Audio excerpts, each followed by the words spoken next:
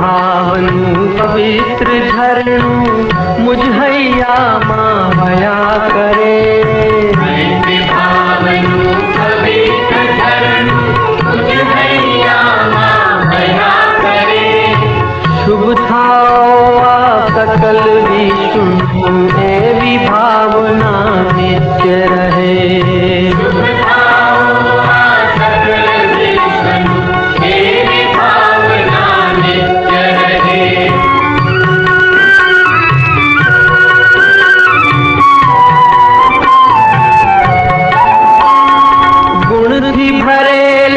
गुणीजन देखी हयु मारू नृत्य करे।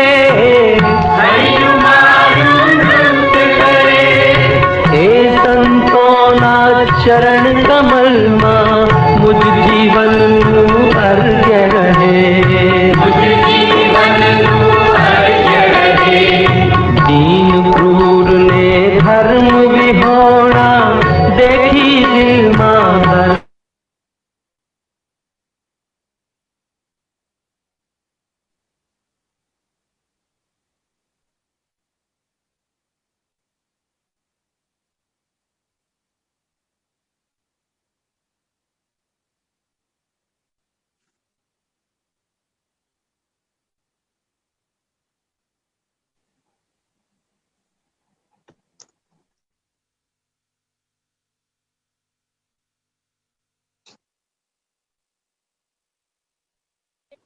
हेलो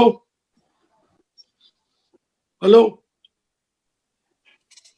जी दादा। हाँ सॉरी मारू कनेक्शन कपाई गયું એવું લાગ્યું મને।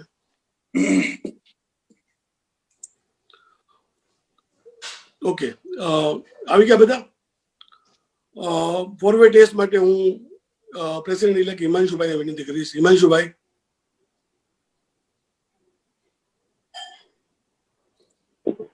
Thank you, President. The forward test of the thing we think, say or do. Is it the truth? Is it fair to all concerned? Will it build goodwill and better friendship? Will it be beneficial to all concerned? Thank you. Thank you, President Elect Himanshubai. Thank you very much. Thought of the day માટે Rotarian રોનક મહેતાને વિનંતી। રોની please.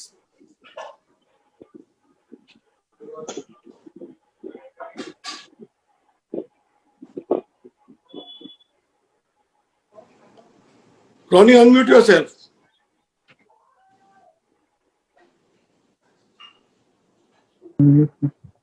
Thought of the day is always be do good and born to be happy, not to perfect.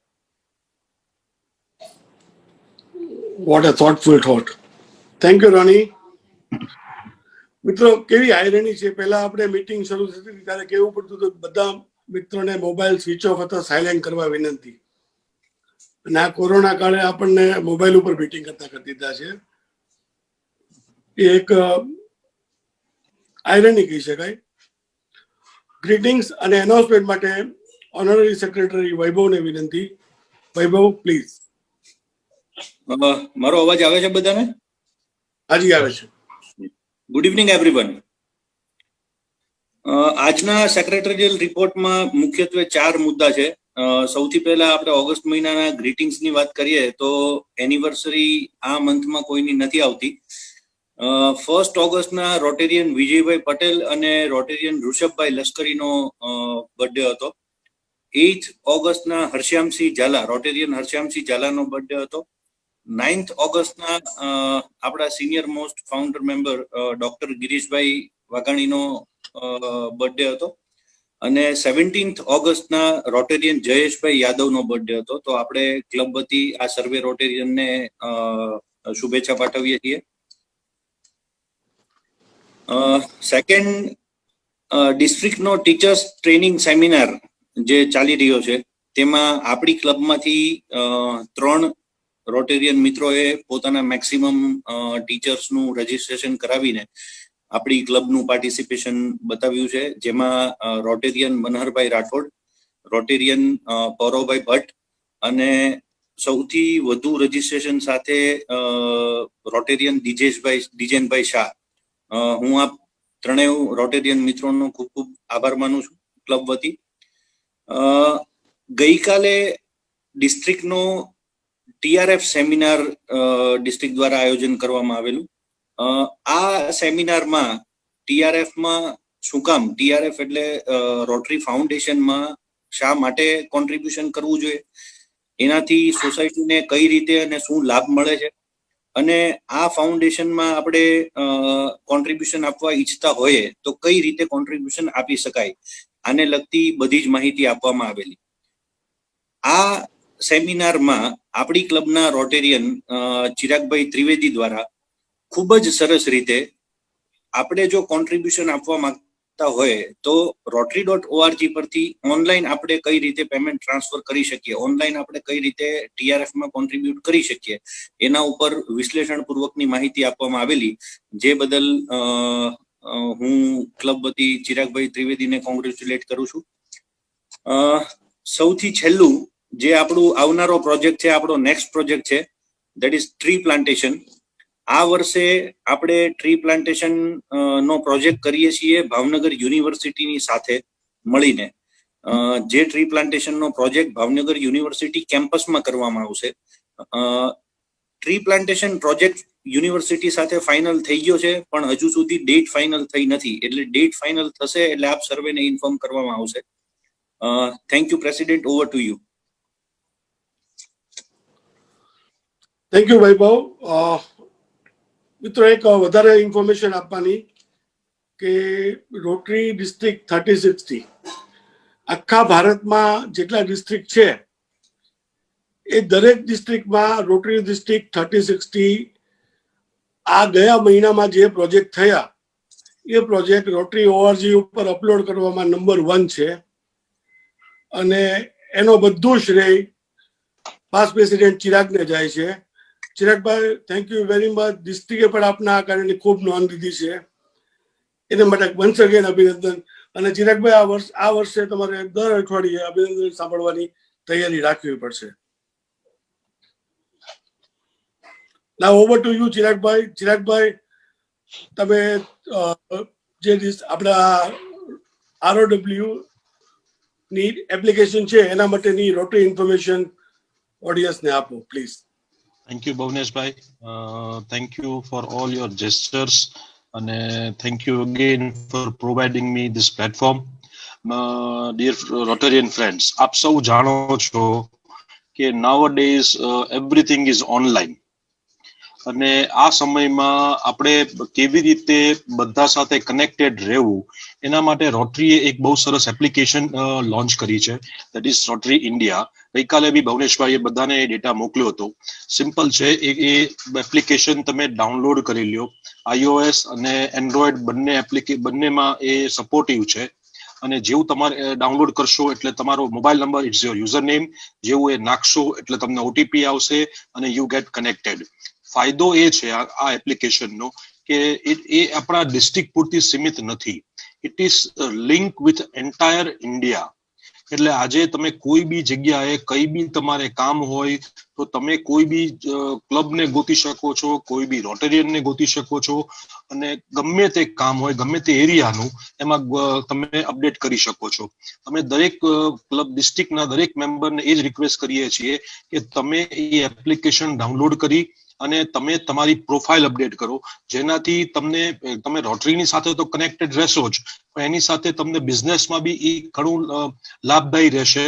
કે આજે suppose અહીંથી ભાવનગરનો કોઈ Rotarian છે અને એ પંજાબમાં એને કોઈ માલ મોકલવો છે, પણ એને ખબર નથી કે ભાઈ ત્યાં કોણ છે શું છે, તો ત્યાં પંજાબમાં એ ત્યાં ફાઇન્ડ અ રોટેરિયન કે ફાઇન્ડ અ ક્લબ કરી અને તે સિટીનું એ વ્યક્તિ એના ક્લાસિફિકેશનથી કે એના બિઝનેસ પોઈન્ટ ઓફ વ્યૂથી તમે ગમે તે રીતે સર્ચ કરી શકો છો. એ જ રીતે ત્યાંના લોકો ભાવનગર બહારના લોકો બી કોઈ બી આ વ્યક્તિને તમને સર્ચ કરી અને ગોતી શકે છે અને તમે એનું હેલ્પફુલ થઈ શકે છે. હવે અને બીજો સૌથી મોટી બેનિફિટ એ છે કે ક્લબની દરેક માહિતી દરેક સુધી દરેક વસ્તુ ટાઈમસર પહોંચાડવી એ બહુ અઘરું હોય છે, કારણ કે બધા ખૂબ બિઝી હોય છે અને વોટ્સએપ હવે થોડુંક એક્સેસિવ થઈ ગયું છે, એટલે people are not use to use WhatsApp every time. તો આ એક એપ્લિકેશન એવી છે કે જેમાં તમને જ્યારે અનુકૂળતા હોય ત્યારે તમે એમાં જઈ અને તમે તમારા ક્લબનું આઇકન સિલેક્ટ કરશો એટલે ક્લબની એક્ટિવિટીઝ તમને બધી જ ખબર પડશે. ડિસ્ટ્રિક્ટનું આઇકન કનેક્ટ કરશો તો ડિસ્ટ્રિક્ટની એક્ટિવિટીઝ બધી ખબર પડશે. રોટરી ઇન્ડિયાનું આઇકોન કરશો તો રોટરી ઇન્ડિયા લેવલે શું કામ કરી રહી છે એની બી તમને બધી માહિતી મળી શકશે અને રોટરી વર્લ્ડની બી માહિતી મળશે. એટલે તમે આ એપ્લિકેશન ડાઉનલોડ કરી અને તમારી બધી જ ડેટા એમાં ફિલ કરી દેજો. અને સૌથી મોટો એડવાન્ટેજ આ એ છે કે this is not limited to a Rotarian. Even spouse can use this applications. તમારે ખાલી એટલું જ કરવાનું છે કે તમે જે તમારો ડેટાબેઝ અપડેટ કરો એમાં તમારી પ્રોફાઇલમાંથી, ત્યારે તમારે તમારા સ્પાઉસની ડિટેલ બી અને એનો મોબાઈલ નંબર નાખી દેવાનો છે. એટલે C can also download this application અને એને બી ખ્યાલ આવે કે રોટરીમાં શું ચાલી રહ્યું છે. then it would be 60% 70% તમને બુસ્ટઅપ ત્યાંથી મળશે કે તમારા સ્પાઉસ તમને પ્રેરણા આપશે કે જો રોટરી આટલું કામ કરે તમે જોતાય નથી. એટલે I would request in a lighter tone કે ભાઈ જે લોકો પોતે બિઝી છે એ એમના ઘરવાળાને આ એપ્લિકેશન ડાઉનલોડ કરી લે, જેના કારણે થશે એવું કે તમે અથવા તમારા ફેમિલીના કોઈ બી મેમ્બરનું રોટરી સાથેનું ઇન્વોલ્વમેન્ટ વધી જશે. એટલે આ એપ્લિકેશન દરેક ડાઉનલોડ કરી નાખજો. અને આપણા પબ્લિક ઇમેજના ચેર છે ગૌરવભાઈએ એનું ખૂબ સરસ વિડીયો અને ઓડિયો પ્રેઝન્ટેશન બનાવ્યું છે. અગાઉ બી આપણે શેર કર્યું છે, છતાં આઈ વુડ રિક્વેસ્ટ ગૌરવભાઈ અને પ્રેસિડેન્ટ ભુવનેશભાઈ કે તમે ફરી વખત આ મીટિંગ પત્યા પછી આ લિંક અને પ્રેઝન્ટેશન દરેક મેમ્બર્સને એનાઉન્સમેન્ટ ગ્રુપમાં એવં પર્સનલમાં મોકલી આપશો. Thank you Bhuvneshbhai for providing me such a platform. Thank you. Thank you Guruji. આજે જ ગુરુજી ફરીવાર શેર કર્યું હતું, હજી એકવાર શેર કરી દેશું મિત્રો. હજી અડધ મેમ્બર આપણા ROW ડાઉનલોડ કરવામાં બાકી છે. મારી એક મિનિટ ભુવનેશભાઈ એડ કરી દો. ભુવનેશભાઈ એક મિનિટ એડ કરી દો. જે લોકોએ આ એપ્લિકેશન ડાઉનલોડ કરી હશે તો એ લોકોને 8:45 આપણી મીટિંગ 9 વાગે હતી. હવે ઘણી વખત ઘણા મેમ્બરોની કમ્પ્લેન એવી હોય છે કે ભાઈ અમે ભૂલી ગયા. એટલે આ જ એપ્લિકેશન જો તમે ડાઉનલોડ કરેલી હશે તો તમને એક નોટિફિકેશન આવે છે. બાકી બધાની જેમ બહુ ઝાઝા નોટિફિકેશન નથી આવતા, પણ દિવસમાં જે દિવસે મીટિંગ હશે એના સવારમાં એક નોટિફિકેશન આવશે અને મીટિંગ શરૂ થતાના 15 મિનિટ પહેલા એક નોટિફિકેશન આવશે. એટલે તમે ક્યાંય બી તમે હો તો તમે એ જોડાઈ શકો છો. એના માટે થઈને બી તમે આ એપ્લિકેશન ડાઉનલોડ કરજો. Thank you. Thank you again Chiragbhai. હવે આજના આપણા મેઇન ટોપિક તરફ આગળ વધીએ.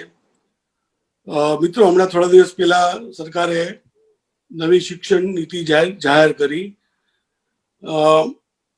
લગભગ મેકોલના સમયથી જે શિક્ષણ પદ્ધતિ હતી એ આપણે ભણતા આવ્યા છીએ અને કરંટ સરકારે એ શિક્ષણ પદ્ધતિમાં શું ફેરફાર કર્યા છે, એના શું અસરો હશે એ આપણને આપણા આજના સ્પીકર મનોહરભાઈ પાસેથી જાણવા મળશે. હું પાસ પ્રેસિડેન્ટ રોટેરિયન વિવેકભાઈને વિનંતી કરું કે આજના આપણા સ્પીકર મનોહરભાઈની ઓળખાણ ઇન્ટ્રોડક્શન આપે. Vivekbhai please. Thank you president. મનોહરભાઈની ઓળખાણ આપવાનું મને આમ તો બેનિફિટ વાળું કહેવાય કે મનોહરભાઈની હારે રહું છું એટલે વાંચીને મારે નથી એમનું ઇન્ટ્રોડક્શન આપવાનું, એમને જાણું છું એ પ્રમાણે મારે એમનું ઇન્ટ્રોડક્શન આપવાનું છે.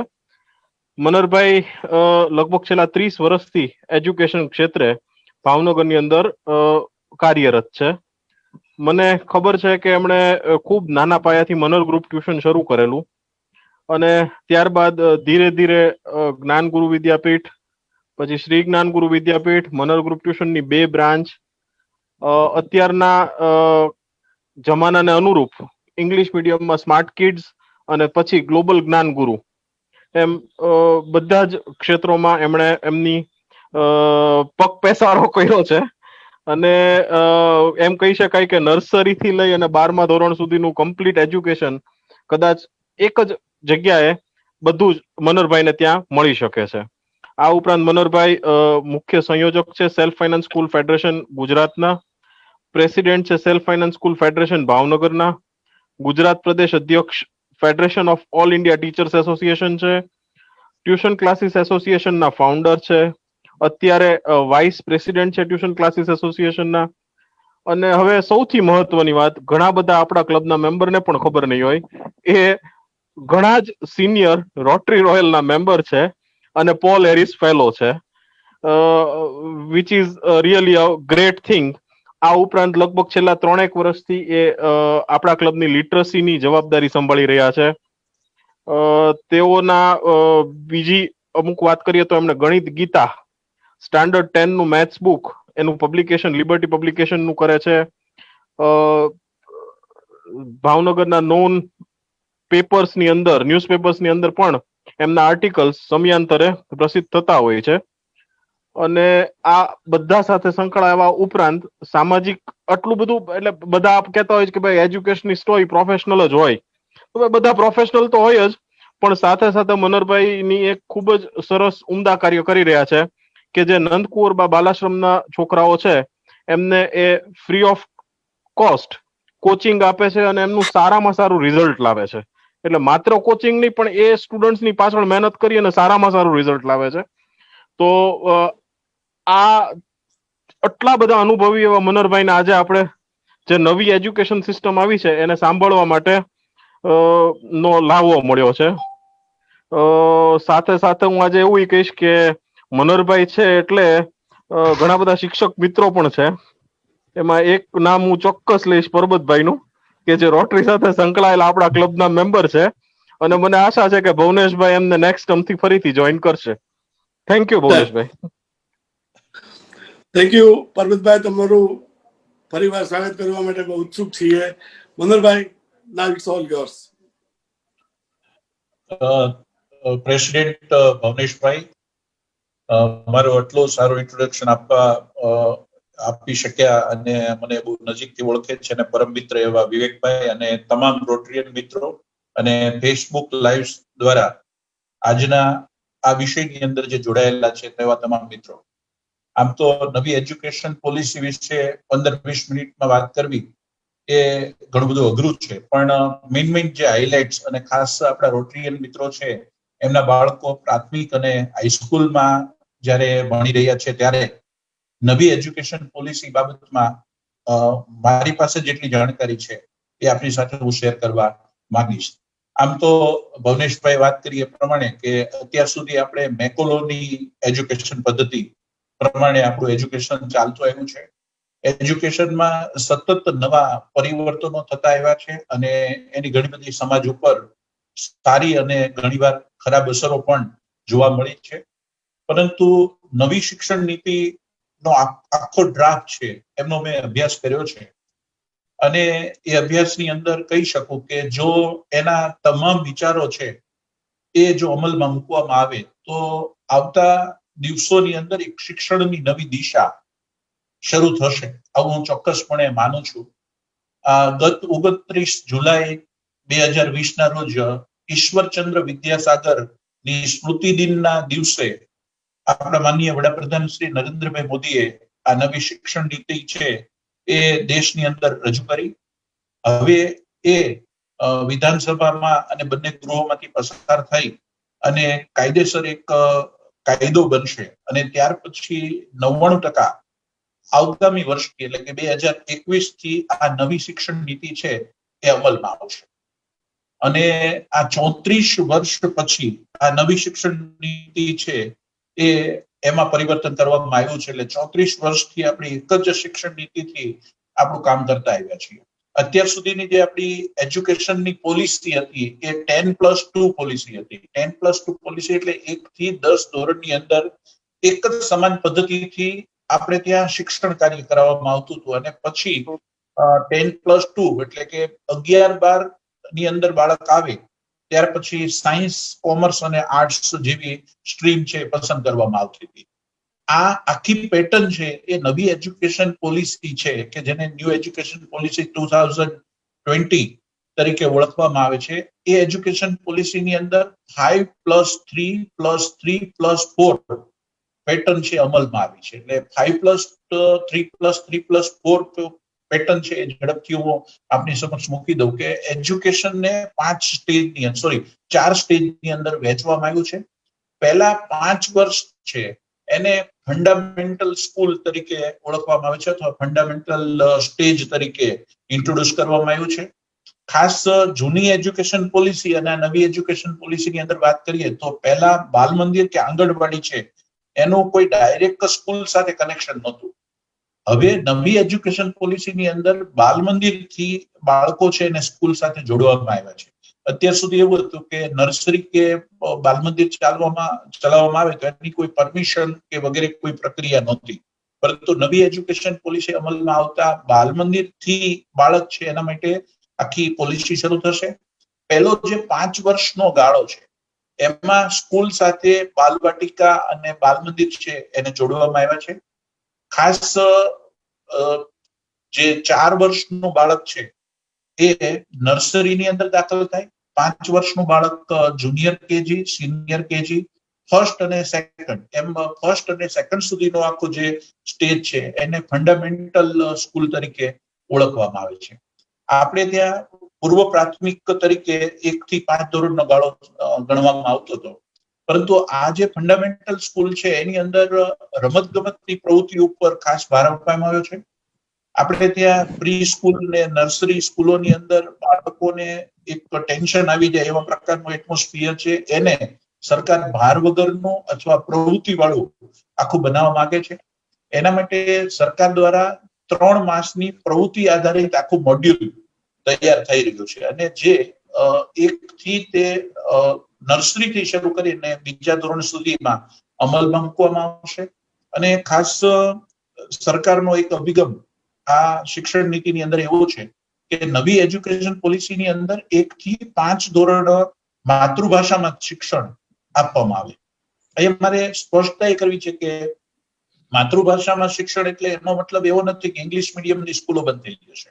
ઇંગ્લિશ મીડિયમની સ્કૂલો પણ શરૂ રહેશે, પરંતુ ઇંગ્લિશ મીડિયમની અંદર જે લેંગ્વેજ ઓફ ઇન્સ્ટ્રક્શન છે એટલે કે સૂચનાઓ જે આપવાની છે, જે કંઈ બાળકોને સમજાવવાનું છે અથવા તો ભણાવતી વખતે બાળકોને કોઈ પણ પ્રકારની સૂચનાઓ આપવામાં આવે તો એ માતૃભાષાની અંદર શિક્ષણ આપવામાં આવે. એટલે કે ઘણા લોકો એનો મતલબ એવો કરે છે કે માતૃભાષામાં 1 થી 5 ધોરણ એટલે ઇંગ્લિશ મીડિયમની અંદર પણ બધું જ ગુજરાતીમાં થઈ જશે. તો આવું માનવાનો કોઈ મતલબ નથી, પરંતુ 5મા ધોરણ સુધી માતૃભાષામાં શિક્ષણ, કારણ કે આજે એવું માનવામાં આવે છે કે માતૃભાષામાં શિક્ષણ હોય તો બાળકનું ઘડતર છે એ ખૂબ સારું થઈ શકે છે. એટલે કે પહેલો જે ફંડામેન્ટલ છે એમાં ઘણું બધું સરકારે વિચાર્યું છે. બાળકો માટે ઘણી બધી એક્ટિવિટી બેઝ પ્રવૃત્તિઓ આવશે અને બાલ મંદિરને સ્કૂલ સાથે જોડી અને આખું પ્રારંભિક એજ્યુકેશન છે એ હસતા બાળકો ભણે, રમતા ભણે એવા પ્રકારનું ફાઉન્ડેશન છે એ આ વિભાગની અંદર શરૂ થવાનું છે. પછીનો જે 3 વર્ષનો જે ગાળો છે એને પ્રિપેટરી સ્કૂલ અથવા તો સ્ટેજ તરીકે ઓળખવામાં આવે છે, જેમાં 3 થી તે 5 ધોરણ સુધીના બાળકો માટેની વ્યવસ્થા છે. આ ગાળો છે એની અંદર ગણિત, વિજ્ઞાન તો ભણાવવામાં આવશે જ તે, પરંતુ વિવિધ પ્રકારની આપણી કલા કારીગરી છે, આર્ટ છે, લોકવિદ્યા છે, આ બધી વસ્તુ પણ 3જા, 4થા અને 5મા ધોરણની અંદર અભ્યાસની અંદર સામેલ કરવામાં આવી છે. અત્યાર સુધી 3જા, 4થા, 5મા ધોરણની અંદર એવું હતું કે જેમાં આપણે ગણિત, વિજ્ઞાન, પર્યાવરણ આવા બધા સબ્જેક્ટ છે એ ભણાવતા હતા. પરંતુ આ જે નવી એજ્યુકેશન પોલિસી છે એની અંદર સ્થાનિક કલાકારોને પણ સ્કૂલ સાથે સાંકળવામાં આવે. વિવિધ પ્રકારની માનવ વિદ્યા, દાખલા તરીકે આપણી પાસે ઘણી બધી વિદ્યાઓ છે. ભારતનું આયુર્વેદિક ખૂબ સારું છે, અથવા તો ઘણા બધા એવી આપણી વિદ્યાઓ છે કે જે ઇન્ડિયન કલ્ચર સાથે સંકળાયેલી છે. એ બધી વિદ્યાઓ છે એને આ 3જા, 4થા, 5મા ધોરણની અંદર સામેલ કરવામાં આવશે. આ ઉપરાંત અનુભવ દ્વારા શિક્ષણ. અત્યાર સુધી આપણે ત્યાં પરીક્ષા પદ્ધતિ અને ઘણા લોકો કહે છે એ પ્રમાણે ગોખણ પદ્ધતિ અથવા તો વિદ્યાર્થી ગોખી નાખે ને લખી નાખે એ પદ્ધતિથી શિક્ષણ છે, એના બદલે પ્રવૃત્તિલક્ષી શિક્ષણ બને. વિદ્યાર્થી અનુભવ દ્વારા દરેક વસ્તુ શીખે. એના માટે આખા પુસ્તકોની અંદર પણ ફેરફાર કરવામાં આવશે. પુસ્તકોની અંદર પણ અત્યારે ઘણું બધું કન્ટેન્ટ એવું છે જેને કટઆઉટ કરવામાં આવશે અને નવી એજ્યુકેશન પોલિસી પ્રમાણે કળાઓ છે, લોકવિદ્યા છે, માનવ વિદ્યા છે, પછી અનુભવ સાથેની ઘણી બધી પ્રવૃત્તિઓ છે. દાખલા તરીકે ગણિત છે તો એ માત્ર બોર્ડ ઉપર ભણાવવાને બદલે એ ગણિત પણ પ્રયોગાત્મક ધોરણે શીખવાડવામાં આવે. વિજ્ઞાન છે પણ પ્રયોગાત્મક ધોરણે શીખવાડવામાં આવે. એટલે જે પહેલા ધોરણથી લઈ અને જે માર્કનું આખું કલ્ચર છે એ કલ્ચરને બદલે એક આખી નવી એજ્યુકેશન સિસ્ટમ કે જેમાં વિદ્યાર્થીઓ અનુભવ સાથે શિક્ષણ મેળવે એ પ્રકારનું 5મા ધોરણ સુધીની વ્યવસ્થા છે એ ઊભી કરવામાં આવશે. ત્યાર પછીના જે 3 વર્ષ છે જેને મિડલ સ્કૂલ તરીકે ઓળખવામાં આવે છે અને એમાં 6 થી લઈ અને 8 ધોરણનો સમાવેશ થાય છે. આ વિભાગ સૌથી અસરકારક રહેશે. સરકારે જે નવી શિક્ષણ નીતિની અંદર જે મૂક્યું છે એમાં ખાસ સ્કિલ ડેવલપમેન્ટ ઉપર આ વિભાગની અંદર ધ્યાન આપવામાં આવ્યું છે. આ ઉપરાંત વ્યવસાય લક્ષી શિક્ષણ છે એ 4થા 5મા અને 6ઠા ધોરણની અંદર કે મિડલ સ્કૂલની અંદર સમાવવામાં આવ્યું છે.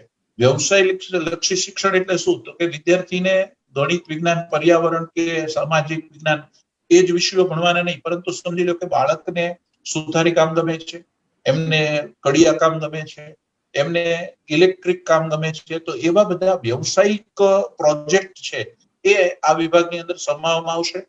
માત્ર એ પ્રોજેક્ટ સમાવવામાં આવશે નહીં, પરંતુ સ્કૂલની સાથે વિવિધ પ્રકારની ઇન્ટર્નશીપ છે એનું આયોજન કરવામાં આવશે. એટલે કે સ્કૂલને વિવિધ પ્રકારના સ્થાનિક ઉદ્યોગો છે એની સાથે સાંકળવામાં આવશે. એ ઉદ્યોગોની અંદર વિદ્યાર્થીઓને પ્રેક્ટિકલ નોલેજ આપવામાં આવશે. એટલે અત્યાર સુધીનો જે પ્રમાણે હું એ નીતિને સમજો છું એ પ્રમાણે અત્યાર સુધી એવું છે કે વિદ્યાર્થી ક્લાસરૂમની અંદર જ ભણે, પરંતુ એના બદલે દાખલા તરીકે કોઈ વિદ્યાર્થી છે એને ઇલેક્ટ્રિક કામમાં રસ છે તો એને ઇલેક્ટ્રિક નું કોઈ વર્ક કરે છે એવી વ્યક્તિ સુધી લઈ જવાનો અથવા એ વ્યક્તિને સ્કૂલની અંદર લાવવાની અને વિદ્યાર્થીને ઇલેક્ટ્રિક કામ છે અથવા તો વિવિધ પ્રકારના સામાન્ય કામો છે એ વિદ્યાર્થી શીખે એના ઉપર ભાર આપવામાં આવનાર છે. એટલે પાઠ્યપુસ્તકોમાં ધરખમ ફેરફારો આવશે. વિવિધ પ્રકારના ઇન્ટર્નશીપના કાર્યક્રમો છે એ આવશે. વિદ્યાર્થીને આ વિષયો ફરજિયાત ભણવા જ એવું નહીં, પરંતુ વિદ્યાર્થી પોતાની ગમતી પ્રવૃત્તિ સાથે જોડાઈ શકે એ પ્રકારની આ વિભાગની અંદર આખી વ્યવસ્થા કરવામાં આવી છે. અને સાથોસાથ વિદ્યાર્થીઓ પ્રોજેક્ટ બનાવે. વિદેશની અંદર આપણે જોયું છે કે ઘણા બધા વિદ્યાર્થીઓ પ્રોજેક્ટ વર્ક કરતા હોય, ખાલી પ્રોજેક્ટ બનાવે એટલું જ નહીં, પરંતુ એને માર્કેટમાં એ પ્રોજેક્ટને વેચતા હોય છે ને એમાંથી કમાણી કરતા હોય છે. તો એ કન્સેપ્ટ પણ વિદેશની માફક આપણી સ્કૂલોની અંદર સરકાર છે એ મૂકવા જઈ રહી છે. એટલે એ મિડલ સ્કૂલનો ગાળો છે એ ખૂબ સારો છે. ટૂંકમાં અત્યાર સુધી આપણે બધું ફરજિયાત ભણાવતા આવ્યા છે, વિદ્યાર્થી આ ભણવાનું જ, પરંતુ એના બદલે એમના રસના વિષયો એ ભણે, એ રસના વિષયો સાથે આગળ વધે એ પ્રકારની આખી વ્યવસ્થા છે એ મિડલ સ્કૂલની અંદર મૂકવા જઈ રહ્યા છે. અને પછીના જે 4 વર્ષનો ગાળો છે જેમાં સ્ટાન્ડર્ડ 9, 10, 11 અને 12 આ 4 વર્ષનો ગાળો છે જેને સેકન્ડરી સ્કૂલ તરીકે ઓળખવામાં આવે છે. આપણે સામાન્ય રીતે આ 9, 10 અને 11, 12 એને સેકન્ડરી અને હાયર સેકન્ડરી એવી રીતે અત્યારે ઓળખીએ છીએ, પરંતુ આ નવી એજ્યુકેશન પોલિસીની અંદર 9 થી લઈ અને 12 સુધીનો જે ગાળો છે એને સેકન્ડરી સ્કૂલ તરીકે ઓળખવામાં આવશે. અહીંયા મિડલ સ્કૂલની અંદર વિદ્યાર્થીના સ્કિલ ડેવલપમેન્ટ ઉપર, પછી એનું ફાઉન્ડેશન મજબૂત થાય એના ઉપર ભાર આપવામાં આવશે. એની સામે સેકન્ડરી સ્કૂલની અંદર વિદ્યાર્થીની એનાલિટિકલ પાવર છે એ ડેવલપ થાય, એની સમજણ ડેવલપ થાય, પછી એમને વિષયોની પસંદગીની અંદર પણ ત્યાં પણ છૂટછાટ મળશે. દાખલા તરીકે આપણે ત્યાં એવું છે કે 10મું ધોરણ વિદ્યાર્થી પૂરું કરે પછી એને 11 સાયન્સ રાખવાનું, કોમર્સ રાખવાનું અથવા આર્ટ્સ રાખવાનું. જ્યારે નવી એજ્યુકેશન પોલિસીની અંદર સાયન્સ, કોમર્સ, આર્ટ્સ આવું કોઈ જ સ્ટ્રીમ નથી. વિદ્યાર્થી પોતાના પસંદગીના વિષયો છે એ પસંદ કરી શકશે. એટલે કે સાયન્સ કોમર્સ આર્ટ્સ જેવું જતું રહેશે. દાખલા તરીકે સમજી લો કે કોઈ વિદ્યાર્થીને એવું છે કે મારે ફિઝિક્સની સાથે સંગીત રાખવું છે તો એ રાખી શકશે. કોઈ વિદ્યાર્થીને એવું છે કે મારે બે વિષય આર્ટ્સ ના રાખવા છે અને 2 કોમર્સ ના રાખવા છે તો એ પણ રાખી શકશે. એટલે કે એક બંધન વાળું જે વાતાવરણ છે એના બદલે વિદ્યાર્થીઓને એવા પ્રકારની વ્યવસ્થા, જુદા જુદા વિષયોના ગ્રુપ આપવામાં આવશે, જૂથ આપવામાં આવશે અને એ જૂથ પ્રમાણે વિષયો છે એ પસંદ કરી શકશે. 10મું ને 12મું ધોરણ છે એ બોર્ડ રહેશે, પરંતુ એમાં ખાસ એની આખી એજ્યુકેશન પેટર્ન છે એમાં ફેરફાર થશે. આમ તો બધી જ પરીક્ષા છે એ સ્થાનિક લેવલે લેવાને બદલે 3જું ધોરણ, 5મું ધોરણ, 8મું ધોરણ, 10મું ને 12મું આ બધી જ પરીક્ષાઓ છે એ બોર્ડ દ્વારા લેવામાં આવશે. એટલે કે એના પેપરોની બધા ઉપરથી આવશે. એમાં 10મા ને 12મા ધોરણની જે પરીક્ષા છે એની આખી પદ્ધતિ, પેટર્ન છે એમાં ફેરફાર કરવામાં આવશે. એ હવે પછીથી આપણી સામે આવશે. લગભગ આવતા વર્ષથી હાઈસ્કૂલ વિભાગની અંદર એટલે કે 9મા ધોરણથી ઉપર આ નવી એજ્યુકેશન પોલિસી અમલમાં આવવાની છે અને ત્યાર પછી ક્રમશઃ ધીમે ધીમે પ્રાથમિકમાં ને બધામાં આ એજ્યુકેશન પોલિસી છે એ અમલમાં આવવાની છે. અને સૌથી મોટી વાત, આ જે 9 થી 12 ધોરણનો ગાળો છે એની અંદર મનગમતા વિષયો વિદ્યાર્થી ભણી શકશે. અત્યાર સુધીમાં ઘણી વાર એવું છે કે સાયન્સ રાખે તો એને ફિઝિક્સ ન ગમતું હોય ભણવું પડશે, કેમેસ્ટ્રી ન ગમતું હોય તોય ભણવું પડશે, પરંતુ 11-12 સાયન્સની અંદર એને ગમતો વિષય સમજી લો કે સંગીત હશે તો પણ એ રાખી શકશે. ઘણીવાર અહીંયા કેટલાક મિત્રોને એવો પણ પ્રશ્ન થાય કે દાખલા તરીકે સમજી લો કે એ વિદ્યાર્થીને આગળ જઈને મિકેનિકલ એન્જિનિયરિંગ કરવું છે અને ફિઝિક્સ ન રાખે તો, અથવા તો એને સમજી લો કે મેડિકલમાં જવું છે ને એ બાયોલોજી ના રાખે તો, હા, એના માટે જે પ્રોફેશનલ કોર્સની અંદર તમારે જવું છે તો એમાં જે બેઝિક કોર્સ હશે એ તો વિદ્યાર્થી રાખવાના થશે, પરંતુ એની સાથે અન્ય વિષયો ઘટાડી અને પસંદગીનો વિષય પોતે રાખી શકે એવા પ્રકારની વ્યવસ્થા છે એ એમની અંદર હશે. અને ત્યાર પછી કોલેજનો જે ગાળો છે, આપણે ત્યાં અત્યાર સુધી કોલેજના 3 વર્ષ અને પછી 2 વર્ષ, એટલે દાખલા તરીકે કોઈએ BA અને MA કરવું છે તો કોલેજના 3 વર્ષ અને પછી MA ના 2 વર્ષ એ પ્રકારની વ્યવસ્થા છે. અને સમજી લો કે વિદ્યાર્થી FY થી ભણવાનું છોડી દે તો પછી એને ડિગ્રી ન મળે, એ BA ન થઈ શકે. જ્યારે કોલેજના વિદ્યાર્થીઓ માટે એક બહુ સરસ મજાની આમાં વ્યવસ્થા ઊભી કરવામાં આવી છે. કોલેજની અંદર મલ્ટી લેવલ એન્ટ્રી અને મલ્ટી લેવલ એક્ઝિટ આ બંને પ્રકારની વ્યવસ્થા છે એ કોલેજની અંદર ઊભી કરવામાં આવી છે. દાખલા તરીકે સમજી લો કે કોઈ વિદ્યાર્થી પહેલું વર્ષ FY જોઈન્ટ કરે, સમજી લો કે FY BA કરે અને 1 વર્ષ કરે એટલે એને ગ્રેજ્યુએશનનું સર્ટિફિકેટ એને મળે.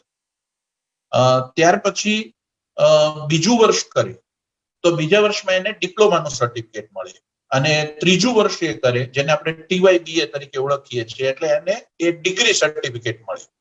એમાં પણ પાછું વિદ્યાર્થીને મલ્ટી ચોઇસ ત્યાં પણ પ્રાપ્ત થાય છે.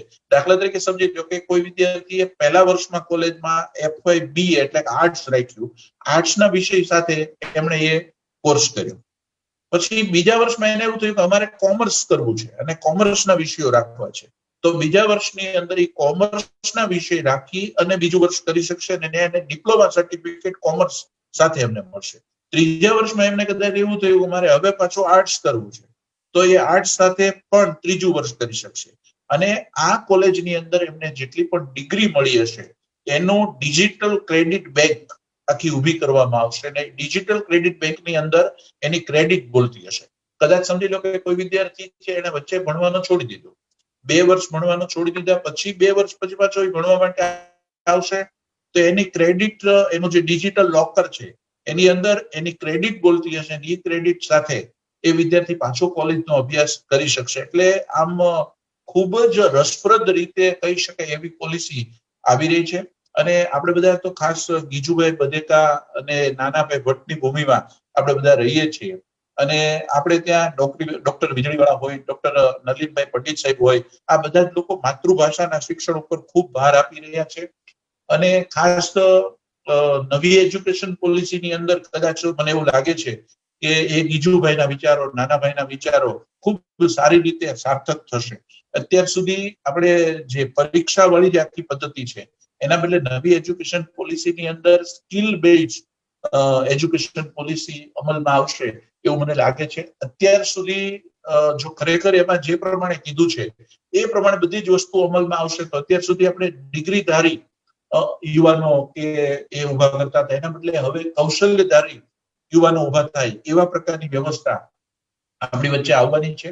અત્યાર સુધી આપણે ત્યાં મુખ્ય વિષય તરીકે ગણિત, વિજ્ઞાન, ઇંગ્લિશ, સમાજ આવા બધા વિષયોને વધુ પ્રાધાન્ય આપવામાં આવતું હતું. ફિઝિક્સ, કેમિસ્ટ્રી, મેથ્સ, બાયોલોજી આવા વિષયોને મેઇન વિષયો તરીકે ગણવામાં આવતા હતા. પરંતુ હવે એના જ લેવલનો ચિત્ર, સંગીત, શારીરિક શિક્ષણ, સાહિત્ય, પ્રવાસ, પ્રવૃત્તિ આવા બધા વિષયો છે એને ગણિત, વિજ્ઞાન કે ફિઝિક્સ, કેમિસ્ટ્રી જેટલા જ વિષયો છે એટલું મહત્વ મળશે. કોઈ વિદ્યાર્થી સમજી લો કે ઘણીવાર કોઈને ડોક્ટર બનવું છે તો એને બાયોલોજીના બધા વિષયો તો રાખવા છે, પણ સાથે એને સંગીતમાં પણ ખૂબ રસ છે. તો ઘણીવાર એવું થાય કે ડોક્ટર બને ત્યાં સુધી એનો સંગીતનો જે રસ છે એ સંતોષાય જ નહીં, પરંતુ એ પોતાને આખી કેરિયર દરમિયાન સંગીતને સાથે રાખી અને પોતે ડોક્ટર બની શકે એવા પ્રકારની વ્યવસ્થા છે નવી એજ્યુકેશન સિસ્ટમની અંદર મળી છે. મલ્ટી સબ્જેક્ટનું સિલેક્શન એ આ એજ્યુકેશન પોલિસીની સૌથી મોટું જમા પાસું છે. માતૃભાષામાં શિક્ષણ અને ખાસ ભાજપ સરકાર છે અને નરેન્દ્રભાઈ મોદીનું નેતૃત્વ છે ત્યારે સંસ્કૃત વિષય છે. આજે વિદેશની અંદર પણ સંસ્કૃત વિષયને ખૂબ પ્રાધાન્ય આપવામાં આવી રહ્યું છે. તો એ સંસ્કૃત વિષય છે એ પણ એક મેઇન વિષય તરીકે આપણા એજ્યુકેશનમાં ઉમેરાય એના માટે એના સતત પ્રયત્નો આ એજ્યુકેશન પોલિસીમાં કરવામાં આવશે.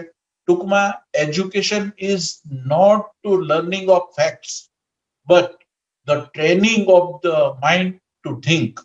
એટલે કે વિદ્યાર્થીઓ વિચારતા થાય, માત્ર ભણતા નહીં પણ મગજથી વિચારતા થાય એવા પ્રકારની આખી વ્યવસ્થા છે એ એમાં મૂકવામાં આવી છે. બીજું, 6ઠ્ઠા ધોરણથી વ્યવસાય લક્ષી શિક્ષણ એટલે કે દાખલા સુથારી કામ છે, પેઇન્ટિંગ છે, ગાર્ડનિંગ છે, પોટરી છે, આવા બધા વિષયો શીખવામાં આવશે. એટલે આવતા દિવસોની અંદર, હમણાં વચ્ચે જ થોડા દિવસ પહેલા નરેન્દ્રભાઈનું વક્તવ્ય હતું, એમણે એવું કીધું કે હવે આપણા દેશના યુવાનો છે એ નોકરી માંગવા નહીં નીકળે, પરંતુ એ પોતાની રોજગારી પોતાની જાતે ઊભી કરશે. એટલે એવા પ્રકારનું આખી વ્યવસ્થા ઊભી થઈ છે. શાળાઓની અંદર લાઇબ્રેરીની સાથે ડિજિટલ લાઇબ્રેરી છે એ ઊભી કરવામાં આવશે. વિદેશી યુનિવર્સિટીઓ છે એ યુનિવર્સિટીઓને ભારતની અંદર એ યુનિવર્સિટીઓ ઊભી કરવા માટે પ્રોત્સાહન આપવામાં આવશે. અત્યારે આપણે જોઈએ છે કે આપણા દેશની અંદર ખૂબ જ યુવા ધન બહાર વિદેશની અંદર ગ્રેજ્યુએશન પછીના અભ્યાસક્રમો માટે ખૂબ જાય છે, પરંતુ એ યુનિવર્સિટીઓ ભારતમાં આવશે. ભારતમાં આંતરરાષ્ટ્રીય કક્ષાઓની યુનિવર્સિટી આવવાને કારણે ભારતની યુનિવર્સિટીઓ છે એને પણ એમની સ્પર્ધામાં ટકી રહેવા માટે આંતરરાષ્ટ્રીય કક્ષાનું સ્ટાન્ડર્ડ છે એ ઊભું કરવું પડશે. અને એક આખી નવી વિચારધારા સાથે આખી અમલીકરણ આવી રહ્યું છે. અત્યાર સુધી આપણે માર્ક અને માર્કશીટ ઉપર વધુ કોન્સન્ટ્રેટ છીએ, પરંતુ હવે જે માર્કશીટ બનશે ને એ પણ માર્કશીટ અલગ પ્રકારની બનશે, જેમાં માત્ર વિષયોના માર્ક તો ખરા જ, પણ એની સાથે ભણતો જે વિદ્યાર્થી હોય એ પણ એની માર્કશીટની અંદર એના રિવ્યુ આપશે. પોતાનું સ્વમૂલ્યાંકન પણ માર્કશીટની અંદર હશે અને શિક્ષકનું મૂલ્યાંકન છે એ પણ માર્કશીટની અંદર હશે. એટલે 36 ડિગ્રી પ્રકારનું આખું એનાલિસિસ પ્રકારની માર્કશીટ છે એ વિદ્યાર્થીઓને મળશે.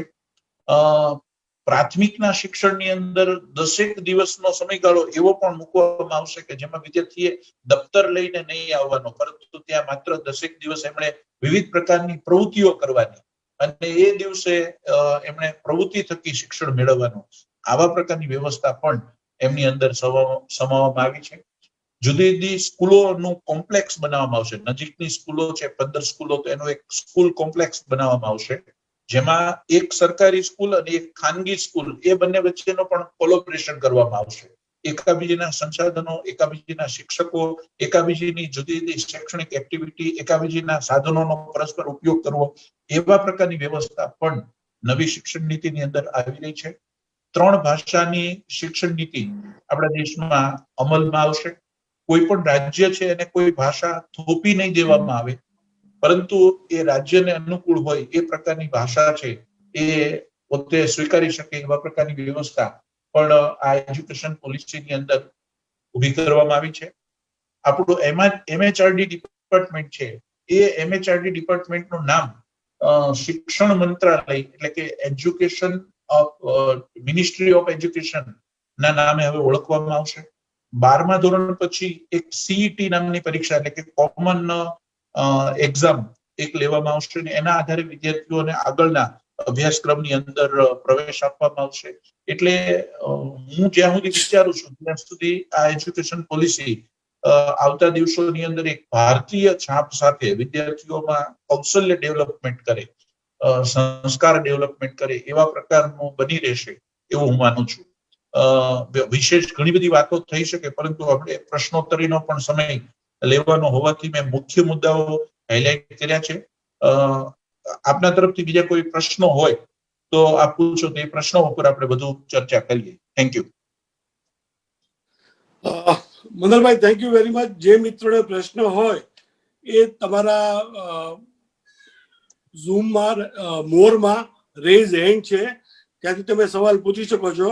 ગૌરવભાઈ અને ડીજેભાઈ આપ મોનિટર કરશો પ્લીઝ. પહેલો સવાલ મનોહરભાઈ હું જ પૂછી લઉં કે કાશ આ સિસ્ટમ મારા વખતે હોત તો. કે હું 12 સાયન્સ પાસ છું, મેં BA વિથ ઇકોનોમિક્સ કર્યું છે અને MA વિથ હિસ્ટ્રી કર્યું છે. મેં આ બધા જ અલગ અલગ ફિલ્ડનો લાભ લીધો છે અને ત્યારે મને થતું કે આ બધું કરવામાં મને રોકે છે કોણ, પણ અનફોર્ચ્યુનેટલી થતું હતું. તમને એવું લાગે છે કે અભ્યાસક્રમ પણ ચેન્જ થશે? ખાસ કરીને ઇતિહાસ, ભાષા અને ગણિત વિજ્ઞાન તો બદલાવ છે નહીં, પણ ઇતિહાસ અને ભાષા અને આર્ટ્સ માં અભ્યાસક્રમો ચેન્જ થશે ખરા, એવું લાગે છે? હા, એના માટે આખું નેશનલ આખું પાઠ્યપુસ્તકનું આખું મંડળ બનાવવામાં આવ્યું છે અને બધા જ પાઠ્યપુસ્તકોની અંદર ચેન્જ કરવામાં આવશે. કારણ કે આમાં અત્યારના જે પાઠ્યપુસ્તકો છે એમાં ઘણી બધી વાર સ્કૂલને ઘણી બધી પ્રવૃત્તિ કરાવી છે, પરંતુ પાઠ્યપુસ્તકનું કન્ટેન જ એટલું બધું છે કે એમને એટલો ટાઈમ મળતો નથી. એટલે પાઠ્યપુસ્તકો આખા ચેન્જ થશે. બીજી વસ્તુ કે આજે વિદ્યાર્થી મલ્ટી સબ્જેક્ટ પસંદ કરે. સમજી લો કે મારી પાસે એક ધોરણની અંદર 70 વિદ્યાર્થી છે અને બધા વિદ્યાર્થીઓ અલગ અલગ સબ્જેક્ટ પસંદ કરેલા છે, તો એ બધાને ન્યાય આપવા માટે સ્કૂલની અંદર પણ એવા પ્રકારની વ્યવસ્થા ઊભી કરવી પડશે. પરંતુ એ બધી વ્યવસ્થાઓ થશે, પણ વિદ્યાર્થીઓ માટે સૌથી મોટો ફાયદાકારક એ બનશે કે તમે દાખલા કે કોમર્સના સબ્જેક્ટ કર્યા પછી હિસ્ટ્રી સાથે તમે તમારું ગ્રેજ્યુએશન કર્યું, તો એ વ્યવસ્થા ખૂબ સારી રહેશે અને આવતા દિવસોની અંદર વિદ્યાર્થી રસવાળા વિષય સાથે કામ કરશે. દાખલા તરીકે ઘણીવાર એવું થાય છે કે 11-12 સાયન્સ કરે કોઈ વિદ્યાર્થી, એને કેમેસ્ટ્રી ગમતું જ નથી, તો એ કેમેસ્ટ્રી એમણે ભણવું પડે છે. અને ઘણીવાર એ જે ફિલ્ડમાં જવાનો, દાખલા મિકેનિકલ સાથે એ જશે તો એ ફિલ્ડમાં એને મિકેનિકલનું જ કામ આવવાનું છે, તેને કેમેસ્ટ્રી એટલું બધું ઉપયોગી થવાનું નથી. તો આવી રીતે ન ગમતો વિષય ઓછો થાય ને ગમતો વિષય આવે તો એજ્યુકેશન વધુ રસપ્રદ બનશે, આવું હું સ્પષ્ટ માનું છું. Yes, thank you. ગૌરવ, બીજા ચિરાગભાઈ ત્રિવેદીનો પ્રશ્ન છે. Yes please.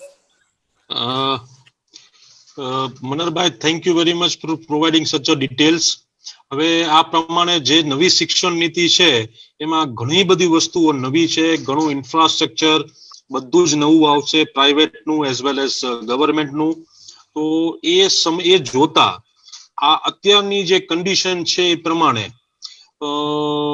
એ શક્ય છે કે આ પોલિસીને ઇમ્પ્લિમેન્ટ કરી શકાશે? કારણ કે અંદરો અંદર જે આપણે એસોસિએશન્સ લેવલ, જે આપણી કલ્ચર જે અમુક ટાઈપના છે કે સપોર્ટિવ, નોન સપોર્ટિવ, એ બધા પ્રોબ્લેમ્સ બધા હળવા થશે કે આ અમલમાં મૂકી શકાશે કે અગેન આને લંબાવશે? મને એવું લાગે છે કે ભાજપ સરકારમાં એક જોયું છે કે કોઈ પણ પ્રકારની પોલિસી મૂકે ત્યારે એ ચોક્કસ અમલ કરતા હોય છે. હા, કદાચ આમનો જે અમલીકરણનો જે ગાળો છે એમાં એવું આપ્યું છે કે 2021-22માં આટલું અમલ થશે, પછી એની પછીના 2 વર્ષમાં આટલું અમલ થશે અને 2025 સુધીમાં એટલે કે 5 વર્ષમાં સંપૂર્ણ એનું અમલીકરણ થાય એવા પ્રકારની વ્યવસ્થા છે. પણ ઘણીવાર આપણને ચિંતા એવી થાય, દાખલા તરીકે સમજી લો કે એક વિદ્યાર્થી એ ફિઝિક્સ રાખ્યું છે અને પછી સંગીત રાખ્યું છે, અને કોઈ જગ્યાએ એને જ્યારે જોબ માટે જવાનું હોય ત્યારે એનું સિલેક્શન ની અંદર એ વસ્તુને કેવી રીતે ધ્યાનમાં લેવામાં આવશે? દાખલા તરીકે એને સંગીત વાળો માણસ જોતો જ નથી, એને તો મિકેનિકલ ની અંદર પાવરફુલ માણસ જ જોઈએ છે, પણ સામેવાળો વિદ્યાર્થી છે એને સંગીતનું પણ નોલેજ છે. એટલે આખી સિસ્ટમ અને સમાજ વ્યવસ્થા પણ આમાં ચેન્જ કરવી પડશે. સિલેક્શનનો ક્રાઇટેરિયા પણ ચેન્જ કરવો પડશે, પાઠ્યપુસ્તકો ચેન્જ કરવા પડશે, એજ્યુકેશનની સિસ્ટમ, દાખલા તરીકે અત્યારે આપણે બધા માર્ક્સ પ્રમાણે બધા પેરેન્ટ્સ દોડતા, એટલે પેરેન્ટ્સની માનસિકતા પણ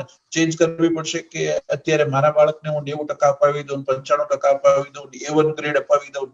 આ બધી માનસિકતા જો સમાજની અંદર બદલાશે તો આ શિક્ષણ નીતિ ખૂબ અસરકારક પુરવાર થશે, આવું માનું છું. પણ ચેન્જ ઘણું કરવું પડશે, ઘણી બધી માનસિકતા ચેન્જ કરવી પડશે, ઘણા બધા પડકારો છે, પણ જેનું ડ્રાફ્ટિંગ છે એમાં ખૂબ એનાલિસિસ સાથે અને આપણા ઇન્ડિયામાં હોવી જોઈએ એવા પ્રકારની એજ્યુકેશન સિસ્ટમ એની અંદર રહેલી છે. અમલીકરણમાં કઈ રીતે એને ઇમ્પોર્ટ કરવામાં આવે છે, કઈ રીતે પ્રયત્નો કરવામાં આવે છે, એના ઉપર ખૂબ આધાર રહેશે. પણ મને એવું નથી લાગતું કે નહીં અમલ થઈ શકે. Thank you Manoharbhai, thank you. Vivekbhai નો પ્રશ્ન છે.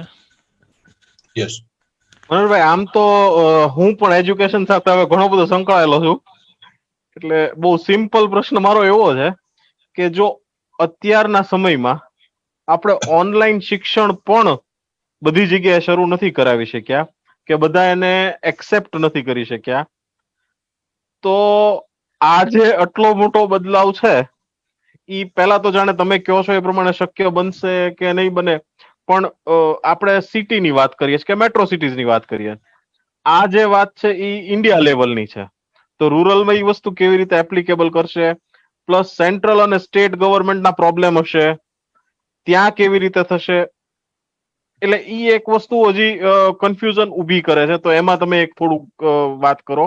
અને બીજું જે નવી સિસ્ટમ આવી છે ઈ અને જે જૂની સિસ્ટમ હતી એમાં મેજર ચેન્જ શું છે, ઈ એક વસ્તુ જાણવી છે. મેજર ચેન્જની અંદર અત્યાર સુધી એવું હતું કે વિદ્યાર્થીનું પોતાનું સિલેક્શન કઈ નહોતું આવતું. દાખલા તરીકે સાયન્સ હોય તો એને કોઈ સબ્જેક્ટ સિલેક્ટ કરવાના કે એવું કઈ નહોતું આવતું. પછી પ્રાથમિકની અંદર વ્યવસાય લક્ષી શિક્ષણ અને એમાં સુધારી કામથી માંડીને જે પ્રેક્ટિકલ જે વિદ્યાર્થીનું કૌશલ્ય વિકસે એવા પ્રકારનું અત્યાર સુધીના આપણા એજ્યુકેશનમાં નહોતું. પછી એમણે કોઈ દાખલા તરીકે કોઈ ઉદ્યોગ સાથે જઈને ઇન્ટર્નશીપ કરવાની અથવા પ્રોજેક્ટ બનાવવાના, એ બધી વસ્તુઓ કમ્પલસરી નહોતી. હા, કોઈ સ્કૂલો રસપૂર્વક કરતી હતી એ વાત અલગ છે, પરંતુ એ બધી વસ્તુ ઘણી નવી આવી છે.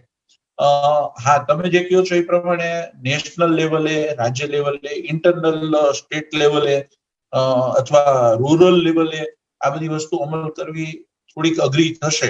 બીજું ખાસ તો લોકોની માનસિકતા ચેન્જ કરવી પડશે. અત્યારે જે બધા લોકોને પોતાના બાળકને મજબૂત કરવાની છે, એના બદલે પોતાનું બાળક સ્કિલ સાથે, સંસ્કાર સાથે એનું ડેવલપમેન્ટ થાય, એ ઓવરઓલ એનું કૌશલ્ય ડેવલપમેન્ટ થાય એ પ્રકારનું. અને આપણે ત્યાં એક સિસ્ટમ છે ગાડરિયો પ્રવાહ છે, તે ગાડરિયા પ્રવાહની પાછળ દોડવાને બદલે પોતાનું બાળક સક્ષમ બને એ માનસિકતા પેલા સમાજમાં પણ ઉભી કરવી પડશે. એટલે આ આખી પ્રક્રિયા છે એ ઘણી અઘરી છે, પરંતુ સરકાર મક્કમ છે. એટલે ક્રમશઃ એ વસ્તુમાં, અને લગભગ 2.5 લાખ કરતા વધુ સજેશનો લેવામાં આવ્યા છે. એ સજેશનો પ્રમાણે અત્યારે એમાં સુધારો થઈ રહ્યો છે અને બધું જ પ્રેક્ટિકલ વિચારીને ધીમે ધીમે અમલમાં મૂકવામાં આવશે.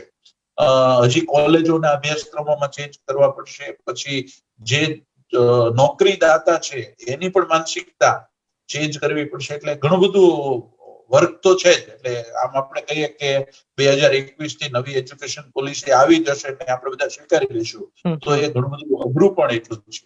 એટલે ચેલેન્જ તો છે જ, પરંતુ 34 વર્ષ પછી આપણે કોઈ વસ્તુ નવી કરવા જઈએ છીએ તો એ સારું પણ છે અને થવું જોઈએ ચેન્જ.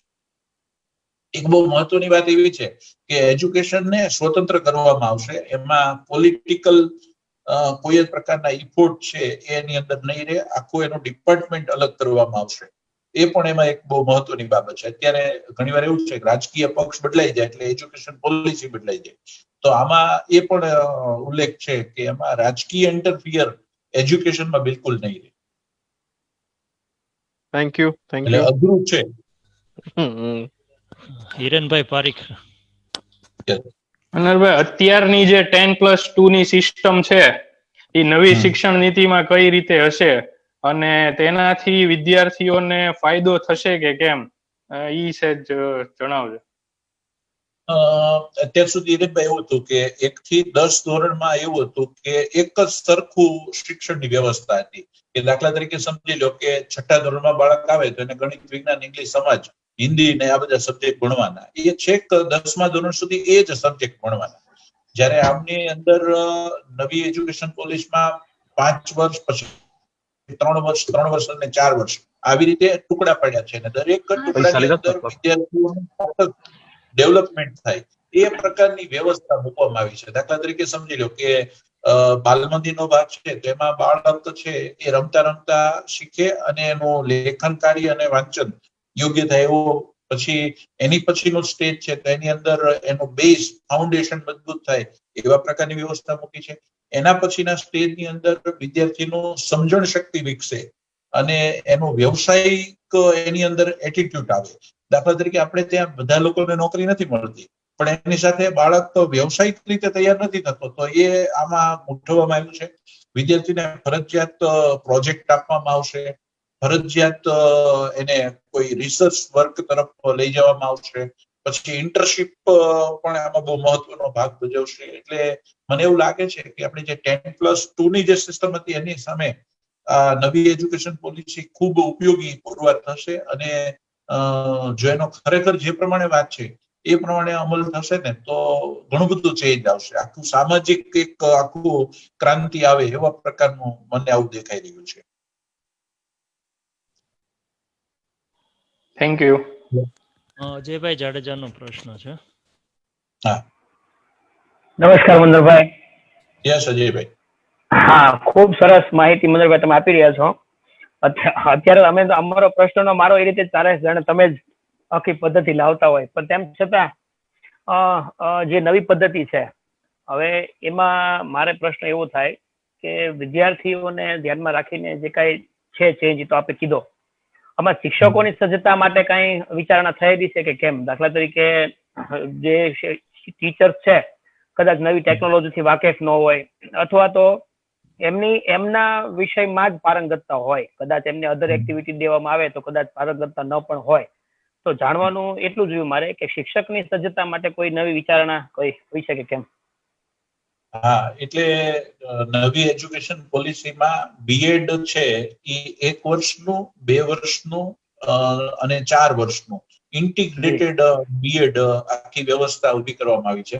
દાખલા કે જેનો ગોલ છે કે મારે શિક્ષક જ બનવું છે તો એ 12th થી એ એજ્યુકેશન સિસ્ટમ સાથે અથવા તો પોતે શિક્ષકના અભ્યાસક્રમ સાથે જોડાઈ જાય એટલે ઇન્ટિગ્રેટેડ બીએડ આખું ઉભું કરવામાં આવ્યું છે.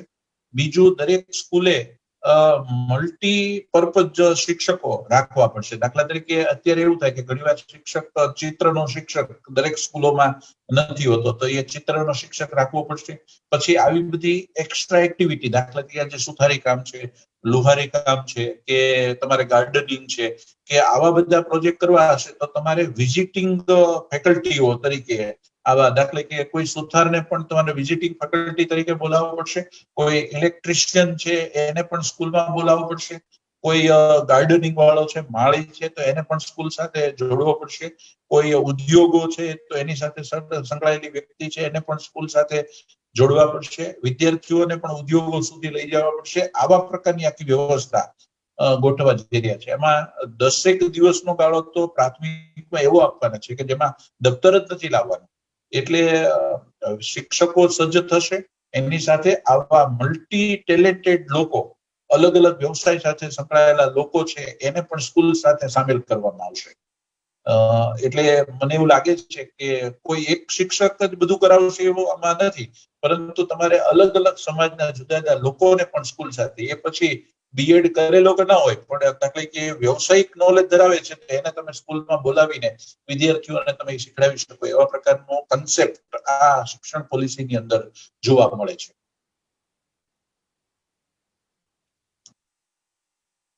Yes, next. નમન જાની. યસ નમનભાઈ. નમન. હેલો. હેલો. હા, ગુડ ઇવનિંગ સર. તમે સર કીધું કે ઇન્ટર્નશિપ અને એની ઉપર થોડું ઘણું ધ્યાન દેવામાં આવશે અને પ્રેક્ટિકલ નોલેજ ઉપર મેઇનલી ફોકસ કર્યું છે નવી એજ્યુકેશન સિસ્ટમની અંદર. તો જ્યારે મીન્સ કોઈ એ તો પછી ટોટલી એની ઉપર જ ડિપેન્ડન્ટ થઈ જશે ને કે ભાઈ કઈ કોલેજ કેટલી બહારના પણ કોન્ટેક્ટ ધરાવે છે એટલા માટે, કારણ કે અમુક જે સ્કૂલ્સ અને કોલેજીસ છે એની અંદર કદાચ એને ઓછી કંપનીઓ સાથે અને એની સાથે ઓછા વ્યવહાર હોય તો એ લોકો તો કઈ રીતે કરશે ને ગવર્મેન્ટ સ્કૂલ આની અંદર કઈ રીતે કરશે પ્રેક્ટિકલ નોલેજ આપવા? એટલે એ વર્કશોપ ગોઠવશે કે એ એવા શિક્ષકો હાયર કરશે કે જેનેથી ભલે બીએડ ન કરેલા હોય પણ તમે અત્યારે જ કીધું કે ભાઈ સુથારી કામ જાણતા હોય એને આપણે લેવા પડશે. ગવર્મેન્ટ સ્કૂલે તે એ જ રીતે કરશે કે પછી એ પાછા બીએડ કરેલા ને એ જ રીતે ભરતી કરશે? એમાં છે ને ગવર્મેન્ટ સ્કૂલ અને પ્રાઇવેટ સ્કૂલોને એક જ લેવલ ઉપર લઈ જવાનું આખું અત્યારે ગવર્મેન્ટનો આ નવી શિક્ષણ પોલિસીની અંદર જોવા મળે છે. અમે વચ્ચે વાત કરી એ પ્રમાણે એક ગવર્મેન્ટ સ્કૂલને એક પ્રાઇવેટ સ્કૂલ સાથે કમ્બાઈન કરવામાં આવશે અને બીજું નજીકની 15 સ્કૂલોનું કોમ્પ્લેક્સ બનાવવામાં આવશે. એટલે દાખલા તરીકે સમજી લો કે આજે ગાર્ડનિંગ સબ્જેક્ટ શીખડાવો છે તો એ 15 સ્કૂલની અંદર એ ગાર્ડનિંગ શીખડાવવા વાળો માણસ છે એ પછી સરકારી કે ખાનગી એ બધામાં એની સેવા આપશે. એવી રીતે ઉદ્યોગો છે તો દાખલા તરીકે આજે સમજી લો કે 15 સ્કૂલોનું કોમ્પ્લેક્સ છે, એમાં મારા કોન્ટેક્ટમાં એક્સેલ ઇન્ડસ્ટ્રી છે અને બીજા એક વ્યક્તિ બીજી સ્કૂલના એક ટીચર છે એમના કોન્ટેક્ટમાં નિરમા છે. તો મારે એવું કરવાનું છે હું એમને એક્સેલ નું પ્લેટફોર્મ પૂરું પાડું અને એ મને નિરમાનું પ્લેટફોર્મ પૂરું પાડે. તો એ રીતે 15 સ્કૂલોનો એક કોમ્પ્લેક્સ બનશે અને એ 15 સ્કૂલો એ એકાબીજીની શિક્ષણ પદ્ધતિ, એકાબીજીના સોર્સિસ, એકાબીજીના બધા જ માધ્યમોનો ઉપયોગ કરવાનો છે. એટલે અત્યાર સુધી એવું હતું કે દાખલા તરીકે સમજી લો કે મારી કોઈ કોમ્પિટિટિવ સંસ્થા હોય તો એ મને કોઈ સપોર્ટ ન કરે, પરંતુ આમાં ગવર્મેન્ટનું આખું એવું છે કે 15 સ્કૂલો જે નજીકની હોય એને એકાબીજીને સપોર્ટ કરવાનો છે, એકાબીજીના સાધનો, શિક્ષકો, વ્યવસ્થાઓ, પછી સ્કિલ્સ આ બધાનો ઉપયોગ કરવાનો છે. એટલે 15 સ્કૂલોનો એક ગ્રુપ બનશે. એ પછી ગ્રાન્ટેડ હોય, નોન ગ્રાન્ટેડ હોય, સરકારી પણ હોય, એ બધી સ્કૂલોનો કોમ્પ્લેક્સ બનશે. એ પ્રકારની આખી વ્યવસ્થા નવી એજ્યુકેશન પોલિસીની અંદર ગાઈડલાઈનમાં આપી છે. એટલે કોઈ એક સ્કૂલની અંદર એવું નહીં થાય કે એમને ત્યાં ઓછા લોકો હોય, બીજી સ્કૂલની અંદર વધુ લોકો હોય. Yes, next. Yes DJ anyone? No anyone. મારે એક પ્રશ્ન છે, હું પૂછી લઉં. પ્લીઝ. 12 પછી તમે જેમ કીધું કે સાયન્સ, કોમર્સ અને આર્ટ્સ ને એ બધું નીકળી જશે, તો એનાથી વિદ્યાર્થીઓની માનસિકતા ઉપર અસર, પછી આગળ જતા એના કેરિયર પર અસર, ભવિષ્યમાં કેવું લાભદાયક રહે, ફાયદાકારક? એટલે આમ મને એવું લાગે છે કે જો આગળ જે જગ્યાએ એને જોબ કરવાની છે ત્યાં એને મલ્ટી સબ્જેક્ટ સાથે જો સ્વીકારવામાં આવે તો વિદ્યાર્થીઓ માટે ખૂબ સારું છે. દાખલા તરીકે મેં એવું ઘણીવાર જોયું છે કે 11-12 સાયન્સમાં દાખલા કે કોઈ વિદ્યાર્થી એ ગ્રુપ રાખે અત્યારની સિસ્ટમ પ્રમાણે, તો એ ગ્રુપની અંદર એમણે ફિઝિક્સ, કેમેસ્ટ્રી અને મેથ્સ ભણવાનું છે. હવે ઘણીવાર એવું થાય કે એને સમજી લો કે મિકેનિકલ ની અંદર જવું છે અને એને કેમેસ્ટ્રી ગમતું જ નથી, તો એને ત્યાં કેમેસ્ટ્રીનો ઓપ્શન, સંગીત કે એનો ગમતો કોઈ સબ્જેક્ટ એ એમને ત્યાં પ્રોવાઈડ કરવામાં આવશે. એટલે એને બે ગમતા વિષય અને એક એને નથી ગમતો એ વિષય નીકળી જશે. તો વિદ્યાર્થીઓ માટે એ ફાયદાકારક થશે અને વિદ્યાર્થીને બિનજરૂરી એને ન ગમતા વિષયોથી છુટકારો મળશે. પરંતુ એની સામે સમજી લો કે એ સબ્જેક્ટ છોડવાથી એના ફિલ્ડની અંદર એનો સ્વીકાર થાય, એ આવતા દિવસોની અંદર સમાજ વ્યવસ્થામાં ફેરફાર કરવો પડશે. દાખલા તરીકે સમજી લો કે એને અમુક વિષયો રાખ્યા જ નથી અને દાખલા કોઈને સમજી લો કે આર્કિટેક્ચર બનવું છે અને એ એન્જિનિયરિંગ ડ્રોઈંગ નો સબ્જેક્ટ ન રાખે, તો એવું નહીં થાય, પરંતુ એને અમુક સબ્જેક્ટ તો રાખવા જ પડશે અને એ રીતે એમને આગળ વધવું પડશે. એટલે મારી દ્રષ્ટિએ વિદ્યાર્થીઓના રસના વિષય સાથે જો એને ભણાવવામાં આવે તો એના પરિણામો સારા મળતા હોય છે. આપણે એના ઉપર કોઈ વિષય થોપી દઈએ એના બદલે એ રસથી ભણશે અને રસવાળો વિષય ભણશે તો એમાં પરિણામ પણ સારું આવશે અને વિદ્યાર્થીઓ હસતા હસતા, રમતા રમતા પોતાની કેરિયર બનાવી શકશે. એટલે મને એવું લાગે છે કે એ સારું રહેશે. Thank you Manoharbhai. Last question છે રોનકભાઈનો. Yes. This is last one. Hello. હા, મેં તો આપણે પછી આ ચાઇલ્ડ છે તો એનામાં કઈ ઇનબિલ્ટ એબિલિટી છે, તો ઈ સ્કૂલમાંથી લોકો પછી ગાઈડ કરશે કે ભાઈ આનામાં ડ્રોઈંગ છે, મ્યુઝિક છે, પછી એનો સ્પોર્ટ છે, તો ઈ લોકો એનામાંથી એવું કોઈ ડિપાર્ટમેન્ટ બનશે કે સ્કૂલમાં કે ઈ એને ગાઈડ કરશે? હા, એમાં છે ને આખી જે વિદ્યાર્થીની શરૂઆતથી જે માર્કશીટ બનશે ને એ આપણી જે રૂટીન માર્કશીટ છે ને એના બદલે મલ્ટીપર્પઝ આખી માર્કશીટ બનશે. એટલે દાખલા તરીકે સમજી લો કે પહેલું ધોરણ છે તો એમાં શિક્ષક છે એણે એ વિદ્યાર્થીની કેટલીક બાબતો એમાં સ્કિલ બધી લખી હશે કે ભાઈ આ બાળકમાં લીડરશિપનો ગુણ રહેલો છે, આ બાળક છે એની વક્તૃત્વ શક્તિ બહુ સારી છે, બરાબર. પછી એના મિત્રોએ પણ એવું એના વિશે અભિપ્રાયો લખ્યા હશે અને પોતે પણ પોતાના અભિપ્રાયો લખવાના. એટલે માર્કશીટની અંદર 3 પાસાઓ છે. એક તો એના સબ્જેક્ટના માર્ક, જે સબ્જેક્ટ ભણશે એના માર્ક. બીજી વસ્તુ એના સાથે ભણતા જે સહપાઠી છે એના અભિપ્રાયો. ત્રીજું પોતાના વિશે લખવાનું છે પોતાની માર્કશીટની અંદર. અને ત્રીજી વસ્તુ શિક્ષકે એના વિશે લખવાનું છે. અને ટૂંકમાં જયારે આગળના ધોરણમાં જયારે બાળક જાય ત્યારે સમજી લો કે એક ટીચરે આખા વર્ષમાં એનાલિસિસ કર્યું કે આની વક્તૃત્વ શક્તિ બહુ સારી છે, પછી એમણે લીડરશિપ આની બહુ સારી છે, એટલે આગળનો શિક્ષક છે એને એ પ્રમાણે ગાઈડ કરશે કે તારું ભાઈ જો 3 ધોરણમાં એવું લખાતું આવે છે કે લીડરશિપ સારી છે તો રાજકારણમાં જઈશ ને તો તું સારો ચાલીશ. આવું એક ત્યાંથી એક પ્રિડિક્શન થશે. એટલે ઘણીવાર વિદ્યાર્થી રસ પ્રમાણે આગળ વધે. પછી ઘણીવાર આપણે એવું છે કે આપણે ત્યાં ગમે કે ન ગમે આમના વિદ્યાર્થીને મોકલી દો, એના બદલે સ્કિલ બેઝ એનું ડેવલપમેન્ટ થાય, એના રસના વિષયની અંદર ક્ષેત્રની અંદર આગળ વધે, એ એને સ્કૂલમાંથી ગાઈડલાઈન મળશે.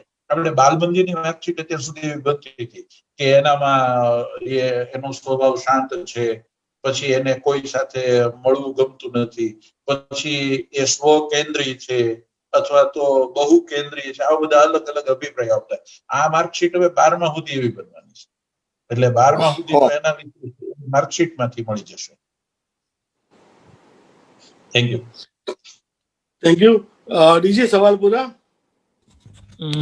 હા, હવે પૂરા. આપણે લાસ્ટ ક્વેશ્ચન જ હતો. ઓકે. Thank you Manoharbhai. તમારી આખી વાત ઉપરથી એવું છે કે બુનિયાદી તાલીમ જે નાના મનુભાઈ પંચોળી, ઘરશાળા, દક્ષિણામૂર્તિ, ભાવનગરની સંસ્થાઓ જે શીખવાડતા હતા, શિશુ વિહારમાં શીખવાડતા હતા કે તમને બટન ટાકતા આવડે છે કે નહીં, ભાખરીનો લોટ બાંધતા આવડે છે કે નહીં, શાક બનાવતા આવડે છે કે નહીં, તમારી સાયકલમાં પંચર પડ્યું હોય તો તમને સાંધતા આવડે છે કે નહીં, આવું બધું બુનિયાદી તાલીમમાં શિશુ વિહાર, દક્ષિણામૂર્તિ અને ઘરશાળામાં શીખવાડતા હતા ભાવનગરમાં. આ બધું ફરીવાર પાછું આવી રહ્યું હોય એવું લાગી રહ્યું છે. થેન્ક યુ આપનો સમય માટે. મિત્રો, એક શિક્ષકનો આભાર એક શિક્ષક માને તો એમાં કઈ ખોટું નહીં. હું રોટેરિયન દિજેનભાઈને વિનંતી કરીશ કે વોટ ઓફ થેન્ક્સ માટે. Dijen, please. Dijen, are you there? Yes. સંભળાય છે ને મારો અવાજ? જી, સંભળાય છે. જે આપણી આ નવી શિક્ષણ નીતિ એ ઈસરોના ભૂતપૂર્વ વૈજ્ઞાનિક કસ્તુરી રંજન દ્વારા ડ્રાફ્ટ થયેલી શિક્ષણ નીતિનું મનોહરભાઈ ખૂબ જ સરળ ભાષામાં આપણને સમજાવ્યું અને બધા જ રોટેરિયન મિત્રોના સારા પ્રશ્નોના જવાબ પણ ખૂબ જ સરળ ભાષામાં આપ્યા. જેટલી અટપટી શિક્ષણ નીતિ હતી એનાથી વધારે સહેલી ભાષામાં મનોહરભાઈ સમજાવી અને બહુ જ ઇઝીલી સમજાઈ ગયું અને ત્યાં સુધી તો નીચોડ ઉતરી ગયો કે હા, હવે પાછી ગુરુકુલમ શિક્ષા પદ્ધતિ પાછી આવી રહી છે. મનોહરભાઈની વાત ઉપરથી લાગે છે અત્યારે. તો ખૂબ ખૂબ આભાર તમારો Manoharbhai. Thank you so much. બધાને બહુ મજા આવી, ઓલ રેટોરિયન મિત્રોને, અને આજે સંવત્સરી છે બધાને મિચ્છામી દુક્કડમ. Thank you president. Thank you. મિત્રો આપણે છેલ્લી 4 મીટિંગ થી આ વસ્તુ નહોતા લેતા, પણ આજે આપણે હવે લઈ જ લઈએ. Last laugh. પાસ્ટ પ્રેસિડેન્ટ ધર્મેશભાઈને વિનંતી, last laugh. Dharmeshbhai, are you there? Yes, thank you, President. Hello. Yes, all can hear you. Okay. बालक तेरी कुंडली में बहुत धन है, बालक कुंडली का पैसा बैंक में कैसे ट्रांसफर होगा? આજકાલના જમાનામાં ઓનલાઈનના ભણતરના કારણે હવે આવા પ્રશ્નોના જવાબ પણ કદાચ દેવા પડશે.